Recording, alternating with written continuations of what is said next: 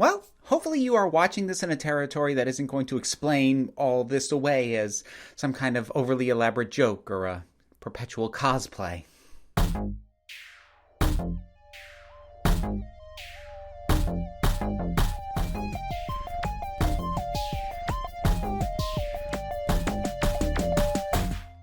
Hello, everybody. So today, I don't know how to frame this context of my talking about this other than saying it's an issue with queer representation in media, and yeah, we're going to talk about it. I'm going to talk about the erasure of queerness through localization. The thing I'm going to be talking about here is when a piece of media is taken out of its original context and its original location where it was produced in the first place and the audience that it was produced for, and then translates it for a different audience, and in the course of translating also localizes it to be theoretically more appealing to the people in that new place where they are presenting it. So obviously, basically anytime a piece of media gets retranslated to another language, this is animes that get dubbed, this is all kinds of things. It can be something as minor as like a pop culture point of reference, because perhaps in the original work, there is a reference to a piece of culture that it's not realistic to expect that audiences in another part of the world are even going to know. So the translators and the localizers will find a pop culture reference that is equivalent, but one that the new audience would actually recognize, and that sort of thing. So minor changes beyond just translating the actual dialogue are very common and often pretty innocuous. They can also sometimes be hilarious. Like I remember when Pokemon first aired and they kept calling rice balls donuts, even though it was clearly a rice ball. But anyways, what I'm talking about here is where localization affects characters, and specifically when it takes a queer character and removes their queerness. Now, part of the reason I'm using the term queer is I am talking about this in the broadest possible sense. The entire LGBTQIA spectrum is affected by this. It's not specifically a gay issue. It's not specifically a trans issue. It's not specifically a gender identity or a sexuality or anything issue. It's across the board. And queer encompasses everything. So that's why I use the term. And I'm going to continue to use it. So if people still find that term offensive, I'm sorry, I'm going to keep using it. It's my identity and it works as an umbrella term, and it rolls off the tongue a heck of a lot better than saying LGBTQIA plus every dang time. But in any case, it is not uncommon for aspects of a character to be shaved off because it is either perceived that the audience in the new territory that it's being translated for won't be okay with that, or also it's possibly some sort of moral judgment from whatever entity has gotten the distribution rights to do it in the new country. Well, maybe not a moral judgment, or they just fear that presenting it will result in moral judgment placed on them. As I've said in the past, most of these companies, these corporations, and in this case, we're usually talking about smaller companies when we're talking about redistributing these things, as opposed to something like Disney or Warner Brothers or what have you. But, you know, they're still largely motivated by what they think is profitable, not actual moral judgments. But I'm not going to completely rule it out because these are, as I said, often slightly smaller organizations. And it's not impossible for somebody in the pipeline, be it the localization director or just whoever's doing the actual translation of the dialogue, to maybe make their own call on changing something. It's hard to pin down exactly why in any specific case. So instead, we're going to focus on the examples of when it happens and how it manifests, and I'm not going to delve too much into trying to theorize or extrapolate the reasons for it, because I'm not here to psychoanalyze people who I don't know. I'm not here to psychoanalyze people I do know either. It's none of my business. I'm not a psychiatrist. Anyways, there is actually a specific instance that spawned this. Somebody brought to my attention on Twitter that the character of Rain on the latest season of The Owl House, which people keep asking me, have I seen it? I've seen part of it. I have Disney Plus, not the Disney Channel, so I've only seen the chunks they've put on Disney Plus so far. But in any case, Rain is a non-binary character. It's a detail that doesn't actually have a lot of attention drawn to it. The character is simply referred to by they, them pronouns across the board, by everyone who is talking about them. And the actor in the role, Avi Roque, is also non-binary and uses they, them pronouns. So it's a nice thing. It's a nice character. It's well done. It's well put forth. It's respectful. And evidently in the Spanish translation, the pronouns were changed to he, him. Avi Roque spoke out about that and expressed their disappointment in that decision. They were pretty diplomatic and not like fully going on the attack about it, which may be partially in the interest of a career because you only want to create so much fuss, especially if you're not a massive name. But again, that's speculative, so I don't know. But they did say this is really disappointing. This translation fundamentally changes the character. And it's a character that they originated. And so they're seeing the character that they helped bring to life that was reflective of a part of their life that is not often representative in media. And now that is gone. And there's a whole audience that will never know. Now, this particular thing might be getting resolved in some ways. I've seen a couple of people say things like, that was a mistake, they're fixing it or whatever. But even if they do ultimately, that's a reaction to the change that did happen. Now, if you've been on this channel for a while, this might sound slightly familiar because I kind of talked about it in a more restricted sense, particularly about China years ago. Now, that particular conversation was spawned off of the fact that the film Bohemian Rhapsody was released in China, and China is notorious for editing out any queer content. And Bohemian Rhapsody, how?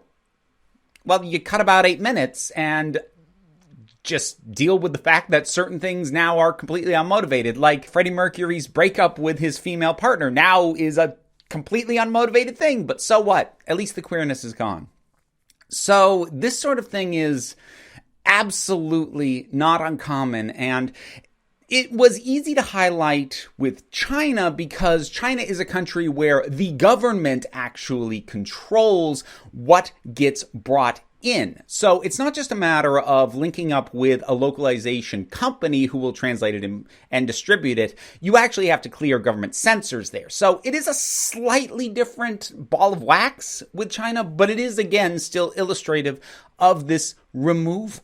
Now, so far, the examples I've cited have been of American products exported to other countries and other languages that have had queerness removed, but happens a lot for things being imported into this country as well.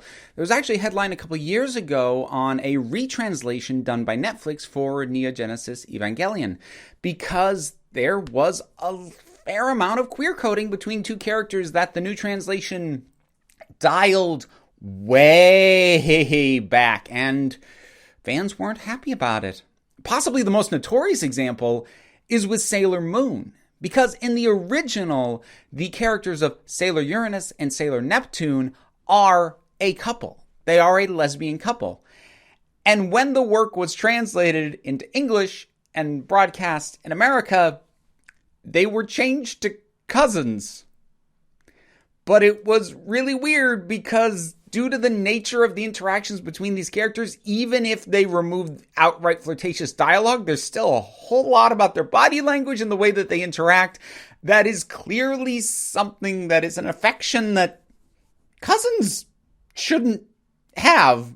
Generally, it's believed. So they kind of made the whole thing very confusing because that was a case where that was a fundamental truth of these two characters, and while you could remove it, you could not remove every piece of evidence of it, and so it's still kind of there for people to pick up, and now the change you made just makes it seem way weirder. There are, honestly, a lot of anime examples of this kind of thing, and probably more than I'm really going to be able to cover since I'm only slightly into anime. But Attack on Titan is another fairly recent example where there is a character named Zoe Hong, I'm probably mispronouncing that, who is presented in a very mixed way that does not clearly signify either male or female. And even when flatly asked about it, the creator of Attack on Titan has said, I think it's best for me to not answer that question. And then later, the creator, whose name I'm going to put on the screen because I would butcher the hell out of it, did actually go a step further and managed to get the original publishers to contact the organizations that were translating it into other languages to remove all references to specific genders, because a lot of the English volumes of the manga, as it was being published, were actually picking a gender for the character, and they retroactively removed that when they republished earlier volumes and fixed it going forward. So that was a case where the creator actually stepped in to try and address it. Another incredibly frustrating example is from a video game that I've played, and having played it, I can see exactly where all of the material was supposed to be, but isn't, and that is the character Vivian from Paper Mario: The Thousand-Year Door. In the original work, her sisters basically harangue her for being mannish, ugly. Why do you dress like this? I would say she's a trans character. She does refer to herself as a sister of them, but all of these elements of the character are removed in the English and also German translations, which meant that in the version of the game that I played, there really is no apparent reason why her sisters are mean to her. They just are. Because she's going to join your party, and if they're not mean to her, she won't do that. But it's completely unmotivated now. It's very easy to see where all these details fit in that were taken out. And there's also some incredibly messy examples where it's actually hard to figure out the full chicken and the egg and exactly what happened when and how and why, with characters like Poison from Final Fight or Birdo, again from the Mario franchise. So I've kind of talked about those before because I had a conversation with Laura Kate Dale about trans representation in video games. So if you're interested in a more detailed look at those characters and others, you can check out that video. But my main point in talking about this is to illustrate that this is an ongoing, persistent problem for works both incoming and outgoing, and it has not gone away, as evidenced by what has happened with the Owl House, which is a very, very fresh product, and it's still happening. Like things like the Sailor Moon, it's pretty well known, and it's kind of laughed about now, but we can't treat it like it's a problem that went away. And I've talked before about why representation is important, and there's something particularly insidious and insulting about taking a piece of work that offered representation to groups that don't normally get it, and then taking it away before presenting it to certain countries. Now, again, I don't want to necessarily pass the idea that these companies are doing moral judgments or are actively trying to manipulate sociological change. I don't. I think they're making what they believe is the best call. They are just wrong. I will say that. I'll say that flatly. So the question becomes, what can we do? Well, really, pretty much all we can do is make a stink about it, which is something that fans have been doing when they become aware of these things, and sometimes it can take a little while because it requires a fandom who can get access to the original work in its original language and also understands the new language that it was translated into well enough to catch these differences, because the people porting it over are not going to advertise what they've changed. So that's one thing. And I think a lot of fandoms, especially in anime, which has become very, very aware of this problem in a lot of anime circles, they do a good job of raising a stink about it when it happens. And that's kind of the only thing we can do. Now, when I say raise a stink, I don't necessarily mean boycotts, but definitely making it clear it's not okay. Because these companies are making these decisions based off what they think is best for their bottom line. But if the intended fan base and the intended market that they're bringing this to is going, you screwed up, it might give them pause. They might do better next time. They might not. Then you have to raise a stink again. But of course, that's for stuff coming in. Stuff going out, when it's arrived in another country and you're not actually a member of the culture in that country where it's gone to and it's been erased, that can be trickier to do anything because, well, you're not the market. So if you are, say, an American fan of the Owl House making a huge stink about what's going on in Spanish-speaking territories where you are not the intended audience and they may well not care, may not matter much. It may still be worth doing to a certain amount insofar as it may be able to, through social media spread, etc., bring it to the intention of the intended audience that they are missing a piece of the art that has been removed for the version they are consuming, and maybe they will then raise their own issues with it. But, there are issues with getting overly uppity about what's going on in other cultures when you're not a part of it and or don't fully understand where the differences lie. But it was worth pointing out what I said about Attack on Titan and also Owl House. I think it is incumbent on the creators of these original works to bring this up. Again, partially because that might make it more likely to propagate and spread so people understand what is being clamped down on and erased and removed. And even if the motivation for raising a stink is something as petty as, why are we not getting the most complete version of this work, of this thing I like? I want all of it. Why'd you keep it from me? And the motivation is not actually the idea that queer representation matters. That's okay, because it still pushes things in the same direction. But one other last thing that I do want to touch on, or rather remind you, if you didn't go back and watch the video that I made about the issue of LGBTQ representation in things imported into China, then I should reiterate one of the points that I made in that video.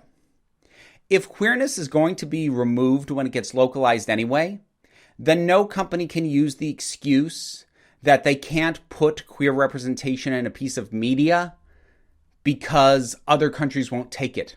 Yes, they will. They'll just remove it. So I don't hear it as much, I'm happy to say, but I do still on occasion hear the idea that the Chinese market or other territories where they won't be able to release a film if it has queer content, and that's why, we can't have queer representation in our Marvel films, our Star Wars films, our big tentpole productions in general, and it's bullshit. Because these works are going to get imported anyways, they're just going to have that content removed. So there's no reason not to put it there.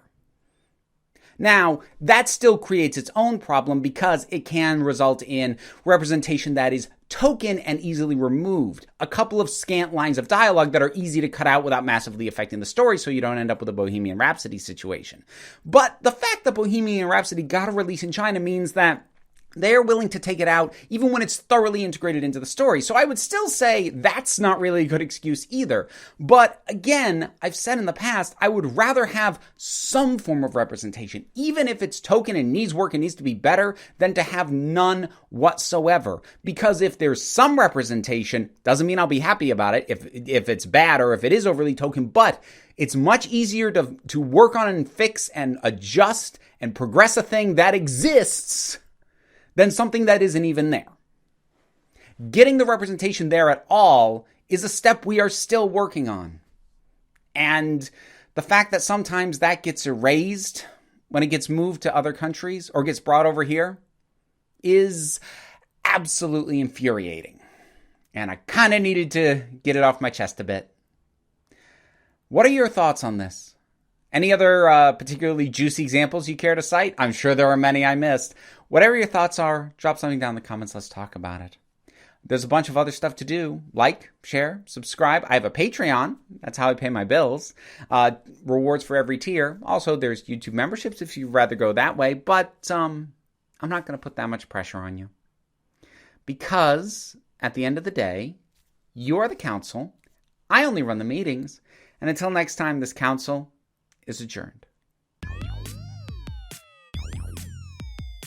This video wouldn't have been possible without the support of my patrons, and I want to give special thanks to Jared Boyce, MJ, The Doctor, Tracy Scrabbit, Vincent Paul Bartolucci, Caitlin Schwartz, Edelon, Robin Moore, Ross Schultz, and Shayla Gorley.